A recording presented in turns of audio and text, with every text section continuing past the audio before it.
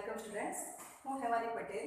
આજના લેક્ચરમાં આપણે સ્ટાન્ડર્ડ 11 સાયન્સ સબ્જેક્ટ મેથ્સની અંદર ચેપ્ટર 1 જેનું નામ છે ગણ અને જે ઇંગ્લિશમાં કહેવાય છે સેટ એના વિશે અભ્યાસ કરવાના છીએ. ફર્સ્ટ ઓફ ઓલ ગણ શું છે, તેને વ્યાખ્યાયિત કેવી રીતે કરાય તેના વિશે ડિસ્કસ કરીશું. તો તમે 8th અને 9th સ્ટાન્ડર્ડમાં ગણ ચેપ્ટર વિશે ઓલરેડી શીખ્યા છો, રાઈટ?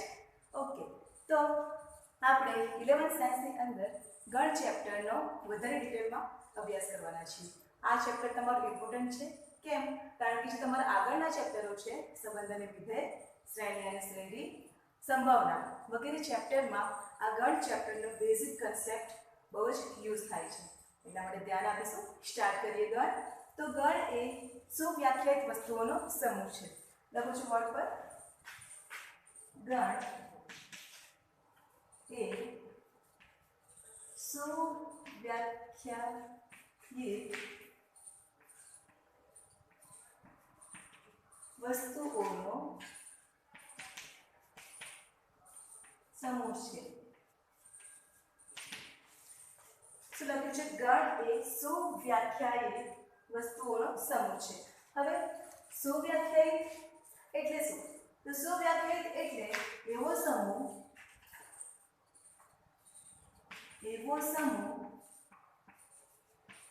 કે જે વ્યક્તિએ બદલાતો ન હોય.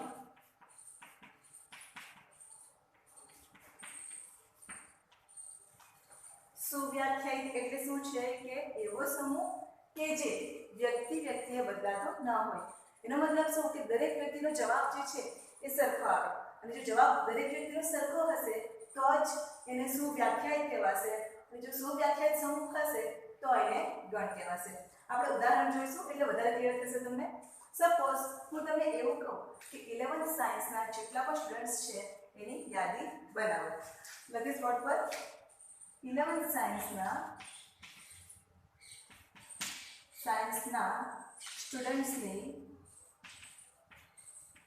સ્ટુડન્ટ્સના નામની યાદી બનાવો. ઓકે, તો તમારો દરેક જણા જવાબ સરખો આવશે. કેમ? સપોઝ તમારા ક્લાસમાં જો 30 સ્ટુડન્ટ હોય તો તમે 30 ના નામ લખશો. હા, ક્રમ તમારો ચેન્જ થઈ શકે, પણ એ ક્રમ તમારો મેટર કરતો નથી. તમે 30 ના નામ લખો છો એટલા માટે શું કહેવાય છે? દરેક વ્યક્તિનો સમૂહ જે તમારો આન્સર આવે છે એ કેવો છે? સરખો છે. જો વ્યક્તિ આન્સર બદલાતો ન હોય તો એને શું કહેવાય છે? સુવ્યાખ્યાયિત. અહીં તમારા દરેકનો જવાબ કેવો આવવાનો છે? સરખો. એટલે શું કહેવાય છે? એને સુવ્યાખ્યાયિત. અને જો સુવ્યાખ્યાયિત સમૂહ હશે તો એને શું કહેવાય છે? ગણ. તો તમારી જે યાદી આવે છે નામની એ સુવ્યાખ્યાયિત થવાની. કેમ? કારણ કે તમારા દરેકનો આન્સર સેમ આવશે. એટલે શું કહેવાશે?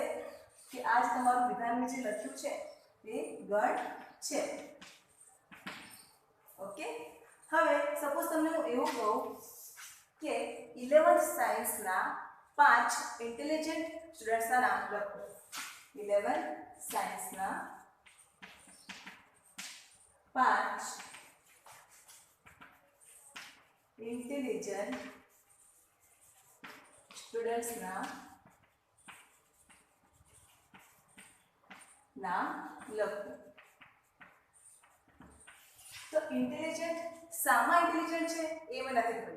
ફક્ત ખાલી તમને એટલું આપ્યું છે કે 11th સાયન્સના 5 ઇન્ટેલિજન્ટ સ્ટુડન્ટ્સના નામ લખો. તો ઇન્ટેલિજન્ટ તો સ્ટડીમાં પણ હોઈ શકે, સ્ટડી. ઓકે, એ જ રીતે સ્પોર્ટ્સમાં હોઈ શકે છે, યા તો પછી આઈક્યુ પાવરમાં હોઈ શકે છે, સિંગિંગમાં હોઈ શકે છે, ડાન્સિંગમાં હોઈ શકે છે. ઓકે, તો ઇન્ટેલિજન્ટ શામાં છે એ તમને નથી આપતું. એટલા માટે જ્યારે હું તમને કહીશ કે 5 ઇન્ટેલિજન્ટ સ્ટુડન્ટ્સના નામ લખો તો તમારા દરેકના આન્સર જે છે એ સરખા આવવાના નથી, અલગ અલગ આવશે. ઓકે, હા, 2-3 સરખા આવી શકે છે, બટ તમારા જે 5 નામ છે એ સરખા આવવાના નથી.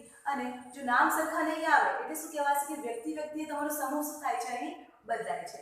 જો વ્યક્તિએ સમૂહ બદલાય તો એને સુવ્યાખ્યાયિત કહેવાશે નહીં, અને જો સમૂહ સુવ્યાખ્યાયિત ના હોય તો એને ગણ કહેવાય નહીં. આ તમારો ગણ નથી. ઓકે, તો હવે હું એક્ઝામ્પલ લો, કોઈ ગાણિતિક એક્ઝામ્પલ લઈ લઈએ આપણે. તમને હું એવું કહું કે 5 પ્રાકૃતિક સંખ્યાઓ લખો.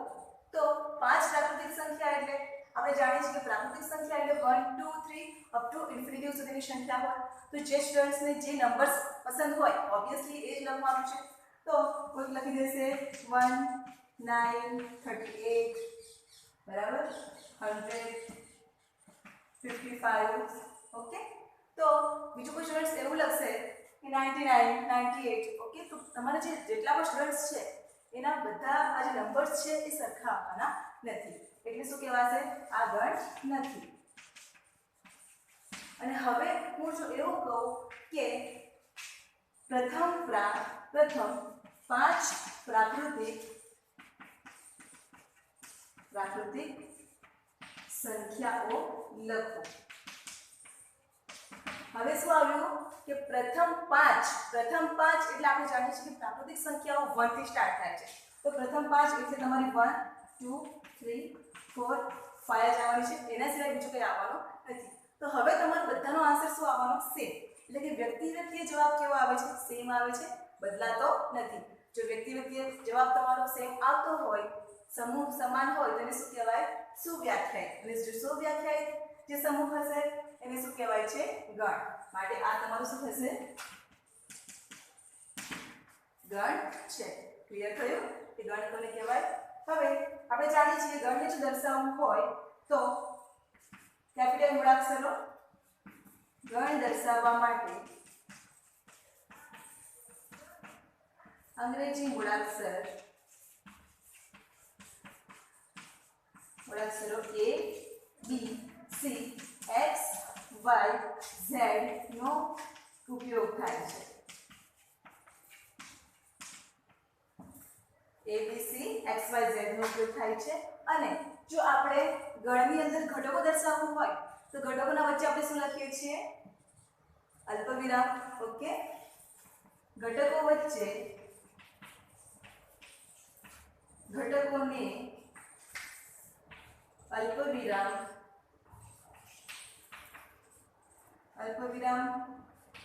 દ્વારા લખવામાં આવે છે.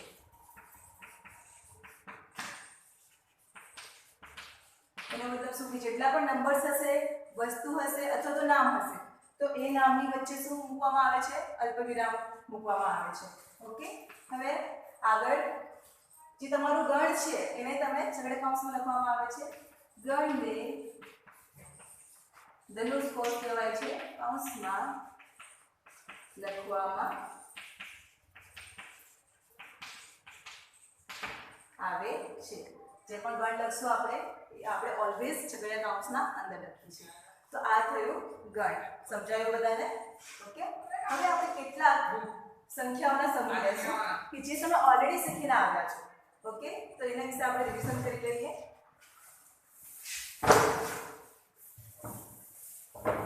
ફર્સ્ટ જોઈશું આપણે પ્રાકૃતિક સંખ્યા.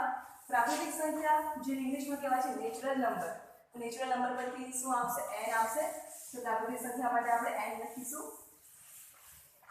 સંખ્યાઓના સમૂહનો ગણ. સંખ્યાઓના સમૂહોનો ગણ. આ શા માટે આપણે અત્યારે રિવિઝન કરીએ છીએ? કારણ કે આ જેટલા પણ સંખ્યાઓના સમૂહ છે એ આ ચેપ્ટરમાં આપણને યુઝ થવાના છે. એટલા માટે જોઈ લઈએ આપણે. ફર્સ્ટ, પ્રાકૃતિક સંખ્યાઓનો ગણ, જેને આપણે n વડે દર્શાવીએ છીએ, નેચરલ નંબર. ઓકે, તો પ્રાકૃતિક સંખ્યા જાણીએ છીએ આપણે ધન સંખ્યાઓ 1 2 3 4 5 અપ ટુ ઇન્ફિનિટી. જેટલી પણ ધન સંખ્યા છે 1 થી લઈને ઇન્ફિનિટી સુધી એ તમારી પ્રાકૃતિક સંખ્યા થશે. હવે સેકન્ડ છે પૂર્ણ સંખ્યા. પૂર્ણ સંખ્યાઓ જેને આપણે w વડે દર્શાવીએ છીએ. w એટલે કે હોલ નંબર. ઓકે, તો એમાં તમારું જે ધન સંખ્યા છે એ બધી જ આવી જશે અને 0 એની અંદર એડ થશે પૂર્ણ સંખ્યાની અંદર. 0 1 2 3 4 અપ ટુ ઇન્ફિનિટી. થર્ડ છે પૂર્ણાંક સંખ્યાઓ. પૂર્ણાંક સંખ્યાઓ જેને આપણે z વડે દર્શાવીએ છીએ ઇન્ટીજર્સ. તો પૂર્ણાંક સંખ્યાની અંદર ધન પૂર્ણાંક, શૂન્ય અને ઋણ પૂર્ણાંકનો સમાવેશ થાય છે. તો ઋણ સંખ્યાઓ લખી દઈએ. -2 -1 0 1 2 3 એટલે કે દરેક ઋણ સંખ્યા, શૂન્ય અને ધન સંખ્યાઓ સમાવેશ પૂર્ણાંક સંખ્યાની અંદર થશે. ચોથું છે સમય સંખ્યા. સમય સંખ્યાઓ જેને આપણે q વડે દર્શાવતા હતા. Rational number p by q નું સ્વરૂપ આપતા હતા આપણે, જ્યાં p belongs to z and q belongs to n. Okay, એની અંદર જો આપણે એક્ઝામ્પલ લઈએ તો કઈ સંખ્યાઓ આવે? 1/2 -3 1. ઓકે, 5/8 -5/8 આ બધી સંખ્યાઓનો સમાવેશ થશે. હવે ફિફ્થ છે વાસ્તવિક સંખ્યા. વાસ્તવિક સંખ્યાઓ જેને આપણે r વડે દર્શાવીએ છીએ. r એટલે કે રિયલ નંબર. ઓકે, તો વાસ્તવિક સંખ્યાઓનો અંદર સમય સંખ્યા, અસમય સંખ્યા આ બધી સંખ્યાઓનો સમાવેશ થશે. ઓકે, એટલે કે -8 0 4/5 √3 ઓકે વગેરે. હવે એક વસ્તુ લખવાનું રહી ગયું કે અસમય સંખ્યાઓ. અસમય સંખ્યાઓ જેને આપણે કહીએ છીએ ઇરેશનલ નંબર. આ વડે દર્શાવીએ છીએ કે જેની અંદર વર્ગમૂળ વાળી સંખ્યાઓ આવે છે અને પોઈન્ટ વાળી સંખ્યાઓ આવે છે. તો √3.14 ઓકે 1.5 વગેરે સંખ્યાઓ અસમય સંખ્યાઓની અંદર આવશે. ઓકે, તો હવે જે તમારી વાસ્તવિક સંખ્યા છે, તો વાસ્તવિક સંખ્યા એટલે કે r એની અંદર બધી જ સંખ્યાઓનો સમાવેશ થાય છે. પ્રાકૃતિક સંખ્યાઓ, પૂર્ણ સંખ્યાઓ, પૂર્ણાંક સંખ્યાઓ, સમય સંખ્યાઓ. બરાબર? તો આ રીતે લખી શકાય q subset of r. Okay, હવે q માં શું આવેલું છે? તો પૂર્ણાંક સંખ્યાઓ z. ઓકે, z ની અંદર શાનો સમાવેશ થાય છે? તો પૂર્ણ સંખ્યાઓનો, અને પૂર્ણ સંખ્યાની અંદર પ્રાકૃતિક સંખ્યા n. હવે એનો મતલબ શું થયો કે n is subset of w. બરાબર? n એ w માં આવેલો છે. ઓબ્વિયસલી 1 2 3 4 5 6 આની અંદર આવેલો છે. હવે n અને w બંને z માં આવેલા છે. તો 1 2 3 4 5 0 બરાબર એ z ની અંદર છે. હવે n w z એ શામાં આવેલા છે? q માં. તો q તમારો શું છે? સમય સંખ્યાઓ છે. તો સમય સંખ્યાની અંદર બધી સંખ્યાઓનો સમાવેશ થાય. ઓકે, તો આ તમારું સબસેટ ઓફ q. અને આ પ્રાકૃતિક સંખ્યા, પૂર્ણ સંખ્યા, પૂર્ણાંક સંખ્યા અને સમય સંખ્યા આ બધી જ સંખ્યાઓ વાસ્તવિક સંખ્યાની અંદર આવેલા છે. એ સબસેટ ઓફ r ના થાય. ઓકે, સમજાયું અહીં સુધી? હવે ગણનો સભ્ય એના વિશે ચર્ચા કરીશું આપણે.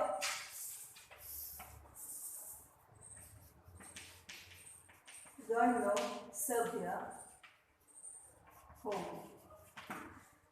ગણનો સભ્ય કોને કહેવાય અને એને કેવી રીતે દર્શાવાય એના વિશે જોઈએ. તો ગણનો સભ્ય જેને કહેવાય છે belongs to. હવે સપોઝ હું એક એક્ઝામ્પલ લઉં છું. ગણ a. તો ગણ a ઇઝ ઇક્વલ ટુ હું લઉં છું 1 5 3 9.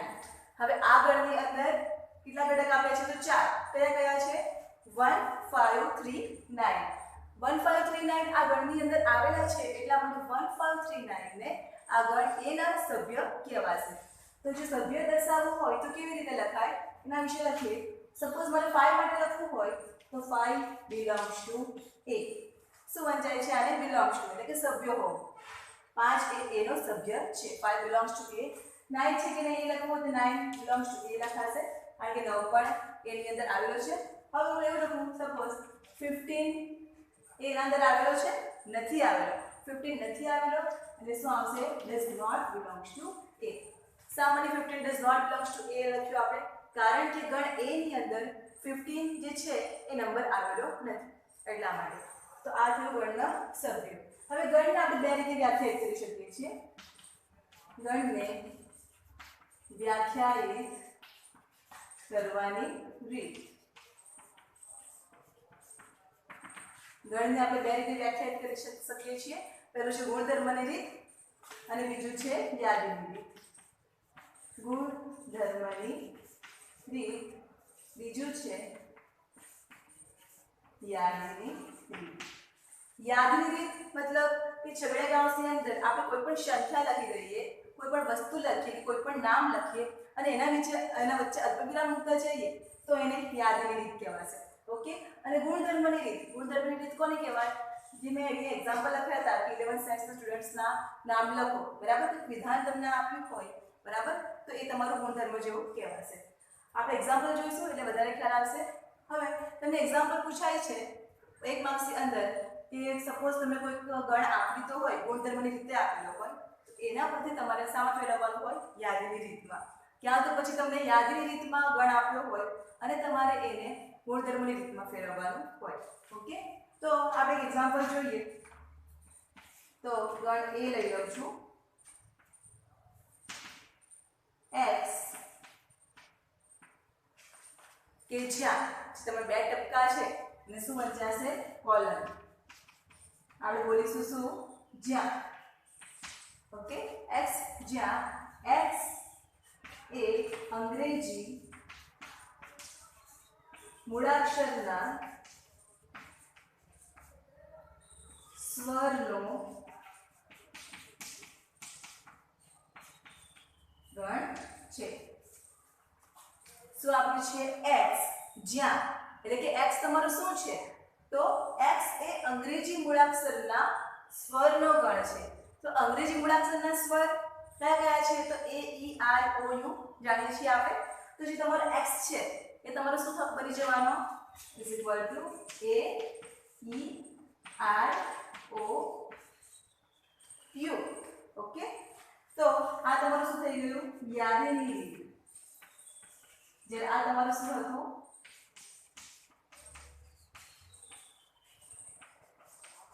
ગુણધર્મની રીત. ઓકે. જો તમને આવું આપ્યું હોય છગડીયા કૌંસની અંદર શું આપ્યું છે કે x જ્યાં x એ શું છે? તો અંગ્રેજી મૂળાક્ષરોના સ્વરનો ગણ છે. તો આપણે અંગ્રેજી મૂળાક્ષરો લખી દઈએ, બરાબર? આપણે મૂળાક્ષરો લખી દીધા અને વચ્ચે અલ્પવિરામ લખ્યું, બરાબર? તો આ જે તમને મળે છે ગણ એને શું કહેવાય? યાદીની રીત, બરાબર? અને આ રીતે કોઈ વિધાન આપેલું હોય તેને શું કહેવાય છે? ગુણધર્મની. આ તમારો x નો ગુણધર્મ છે કે x તમને શું આપ્યું છે. ઓકે. હવે બીજું એનો એક્ઝામ્પલ જોઈ લઈએ. તો ગણ b લખું છું હું કે x જ્યાં x એ અયુગ્મ પ્રાકૃતિક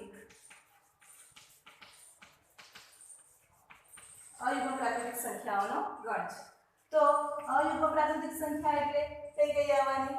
તો પહેલા તો પ્રાકૃતિક સંખ્યા કીધી છે એટલે પોઝિટિવ આવશે બધી, અને અયુગ્મ કીધી છે એટલે 1 3 5 7 અપ ટુ ઇન્ફિનિટી.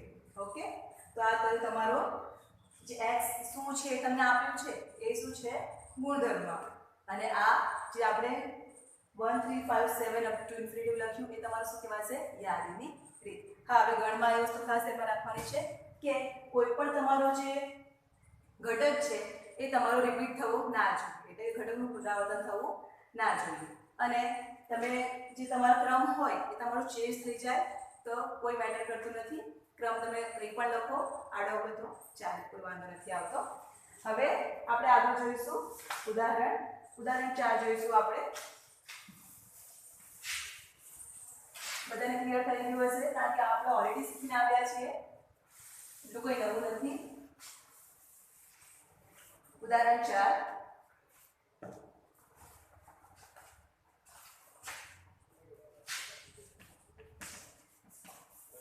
ઉદાહરણ 4 આપ્યું છે ગણ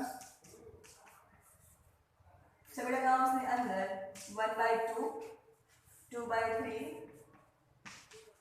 3/4 4/5 5/6 6/7 ને ગુણધર્મની રીતે દર્શાવો.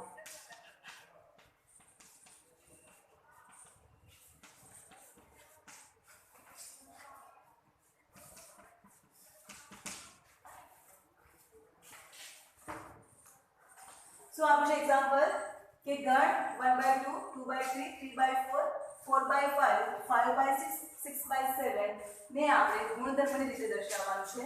આ તમને જે આપી છે એ યાદની રીત આપી છે. તો ફર્સ્ટ આપણે જોઈએ તો જે તમને ગણ આપ્યો છે એનું નામ આપી દો, એ આપી દો, a b c x y z આપણે કોઈ પણ નામ આપી શકીએ છીએ. તો આ તમારો ગણ છે 1/2, 2/3, 3/4, 4/5, 5/6 and 6/7. 6/7 આગળ તમારો ગણ પૂરો થઈ જાય છે, આગળ કોઈ સંખ્યા નથી. હવે આપણે ધ્યાન આપીએ તો અંશની અંદર 1 2 3 4 5 6 ક્રમમાં જ તમે નંબર 1 to લઈને 6 સુધી આપી દીધા છે. ઓકે, હવે જો છેદની વાત કરીએ તો એકના છેદની અંદર શું આપ્યું છે 2, તો આપણે એકના અંદર 1 ઉમેરીશું તો 2 આવશે, રાઈટ. હવે સેકન્ડ જોઈએ તો 2 ના છેદમાં તમને શું આપ્યું છે 3, તો 2 + 1 કરશો તો 3 આવશે. થર્ડ ઘટક છે એ 3 આપ્યું છે, 3 + 1 કરશો તો 4 આવશે, બરાબર. એટલે કે જે તમારા અંશ આપ્યા છે અંશની અંદર આપણે 1 ઉમેરીએ તો તમને છેદ મળે છે. તો આને હું આ રીતે લખી દઉં n x જ્યાં x = n upon n + 1 જ્યાં n પ્રાકૃતિક સંખ્યા છે અથવા small n belongs to capital N લખી દેવું હોય તો પણ ચાલે. n પ્રાકૃતિક સંખ્યા છે અને 1 is greater than or equal to n is greater than or equal to 6. એનો મતલબ શું કે n જે છે એ 1 અને 6 અને એની વચ્ચે આવેલો છે, એટલે કે n ની કિંમત તમારે 1 2 3 4 5 6 લેવાની છે. ઓકે, શું લખ્યું x જ્યાં x = n upon n + 1. હવે આપણે કિંમત મૂકી જોઈએ. સપોઝ આપણે n = 1 મૂકીશું તો 1 છેદમાં 1 + 1 એટલે 2 થવાના, એટલે તમારો ફર્સ્ટ ઘટક જે છે આવી ગયો. હવે n = 2 મૂકીશું તો 2 + 1 is 3 એટલે તમારો બીજો ઘટક આવશે. n = 3 મૂકીએ તો 3 3 + 1 એટલે 4 થવાનું, બરાબર. આ ઘટક મળી જશે. એ રીતે તમારા બધા ઘટક તમને મળશે. સપોઝ આને જો બીજી રીતે લખવું હોય તો x જ્યાં x = n / n + 1 જ્યાં small n belongs to capital N અને n = 1 2 3 4 5 6 આવું લખવું હોય તો પણ વાંધો નહીં, બરાબર, ચાલશે. ઓકે, હવે આપણે આગળ જોઈશું સ્વાધ્યાય 1.1. બધા જ ઉદાહરણના દાખલા કરવા પોસિબલ બનશે ને.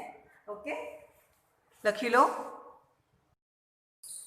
એક્સરસાઇઝ 1.1 એમાં ક્વેશ્ચન 1 છે, કયા સમૂહ ગણ દર્શાવે છે એ આપણે ચકાસવાનું છે. તો તમે 9 આપ્યા છે સમૂહ, બરાબર. ફર્સ્ટ જોઈ લઈએ તો જે અક્ષરથી શરૂ થતા અંગ્રેજી કેલેન્ડરના વર્ષના તમામ મહિનાઓનો સમૂહ. તો જે અક્ષરથી સ્ટાર્ટ થાય છે એમાં કયા મહિના છે તો જૂન, બરાબર. પહેલા તો જાન્યુઆરી લઈ લઈએ, જાન્યુઆરી, જૂન, બરાબર, જુલાઈ. ઓકે, જાન્યુઆરી, જૂન, જુલાઈ, બરાબર. બીજા કોઈ આવશે? જે કોઈ નથી. તો આ તમારા 3 મહિના જે છે એ જેથી સ્ટાર્ટ થાય છે, એટલે કે તમને પૂછવામાં આવે કે જે અક્ષરથી શરૂ થતા અંગ્રેજી કેલેન્ડરના વર્ષના તમામ મહિનાના સમૂહ લખો તો દરેક વ્યક્તિનો આન્સર કેવો આવવાનો છે? સેમ આવવાનો છે, જાન્યુઆરી, જૂન, જુલાઈ. માટે આને શું કહેવાશે કે આ સમૂહ જે છે એ ગણ દર્શાવે છે, બરાબર, ગણ છે. હવે બીજું જોઈ લઈએ તો સેકન્ડ તમને આપ્યું છે કે ભારતના 10 અતિ પ્રભાવશાળી લેખકોનો સમૂહ. હવે ભારતના 10 અતિ પ્રતિભાશાળી એવું કીધું છે, બરાબર, અને લેખકનો સમૂહ આપ્યો છે.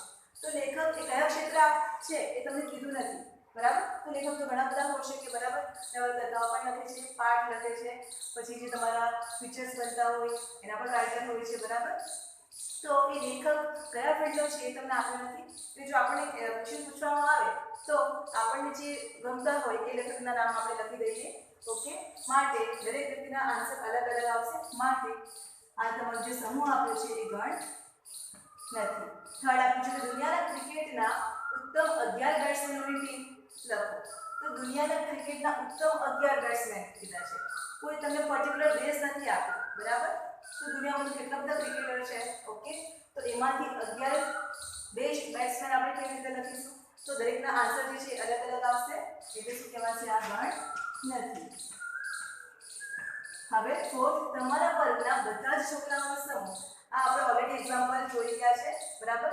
ધારો કે તમારે 11 સાયન્સની વાત કરી અને બધા જ છોકરાઓનો સમૂહ તમારે લખવાનો હોય તો ધારો કે 30 હોય, તમે 30 નામ લખશો, બરાબર. માટે આ જે સમૂહ આપ્યો છે એ ગણ છે. આગળ પાંચમું 100 થી નાની બધી જ પ્રાકૃતિક સંખ્યાઓનો સમૂહ. તો 100 થી નાની પ્રાકૃતિક સંખ્યા એટલે કે 1 to લઈને ઇન્ફિનિટિવ પોઝિટિવ સંખ્યાઓ 100 થી નાની બધી જ લેવાની છે. તો 100 થી નાની કઈ આવવાની 99. તો તમારું શું બનશે ગણ 1 2 3 4 અપ ટુ 99. તો આ જવાબ તમારો ફિક્સ છે. દરેક વ્યક્તિનો આન્સર તમારો સેમ આવવાનો છે. એટલે આ તમારો સમૂહ આપ્યો છે એ તમારો ગણ છે. ઓકે, હવે ફિક્સ. તો લેખક મુનશી પ્રેમચંદે લખેલી બધી જ નવલકથાઓનો સમૂહ.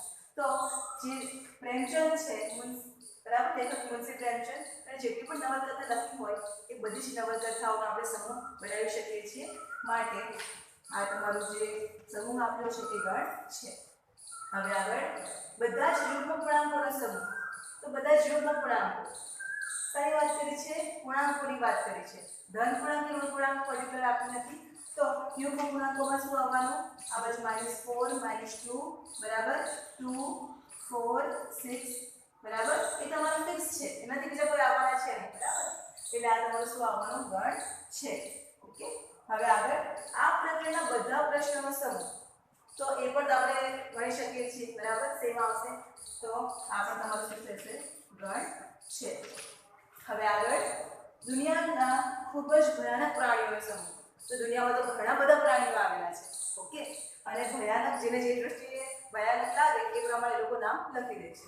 તો વ્યક્તિએ તમારો આન્સર શું થઈ જશે? આની અંદર ચેન્જ થઈ જશે. માટે આ ગણ નથી. ઓકે, સિમ્પલ છે. હવે ક્વેશ્ચન 2 જોઈએ. તો ક્વેશ્ચન 2 માં તમને ગણ એ આપી દીધો છે.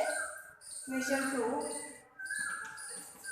a is equal to તમને આપ્યું છે 1 2 3 4 5 6 1 2 3 4 5 6 અને ખાલી જગ્યામાં યોગ્ય સંજ્ઞા મૂકવાની છે. belongs to અથવા does not belongs to અથવા does not belongs to મૂકો. એમાં તમને ફર્સ્ટ આપ્યું છે કે 5 ખાલી જગ્યા 8. સેકન્ડ આપ્યું છે 8 ખાલી જગ્યા 8. થર્ડ 0 ખાલી જગ્યા 8. ફોર્થ 4 ખાલી જગ્યા 8. ફિફ્થ આપ્યું છે 2 ખાલી જગ્યા 8 એન્ડ સિક્સ્થ લાસ્ટ 10 ખાલી જગ્યા 8. ઓકે, તો આપણે belongs to અથવા does not belongs to મૂકવાનું છે. તો ફર્સ્ટ જોઈએ તો તમારું જે ગણ આપ્યું છે એ તમને 1 2 3 4 5 6 એના ઘટક છે. 1 થી લઈને 6 સુધીના બધા જ છે. ઓકે, તો 5 ગણ એની અંદર આવેલો છે માટે 5 એનો સભ્ય છે માટે belongs to. ઓકે, હવે 8 તો 1 2 3 4 5 6 8 તો આવેલો જ નથી માટે 8 એનો સભ્ય નથી માટે 8 does not belongs to. એ લખાશે 0 પણ નથી આવેલો તો does not belongs to 4. તો 4 તમારો ગણ એ ના અંદર આવેલો છે માટે 4 belongs to એ લખાશે 2. તો 2 પણ આવેલો છે માટે 2 belongs to એ. 10 ખાલી જગ્યા એ આપું છું તો 10 તમારા ગણની અંદર ઘટક કોઈ આવેલો જ નથી માટે 10 does not belongs to એ થશે. સમજાય? લખી લો આ.